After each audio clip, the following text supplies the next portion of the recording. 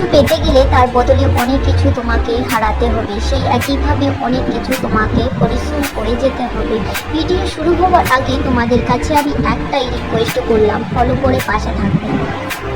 জীবন সুন্দর হয় নিজের বিচারের কারণে। নিজের বিচারগুলোকে যত তুমি ভালো রাখবে, নিজেকে যতটা তুমি প্রুভ করতে পারবে আমি ঠিক, আমাকে যেমন ভগবান বানিয়েছে খুব ভালো বানিয়েছে, ভগবানের কাছে তুমি শুকরিয়া আদায় করবে যত তুমি নেগেটিভ থিংকগুলোকে পিছনে ঠেলে দাও, একটা সফল ব্যক্তি হওয়ার যোগ্য রাখবো।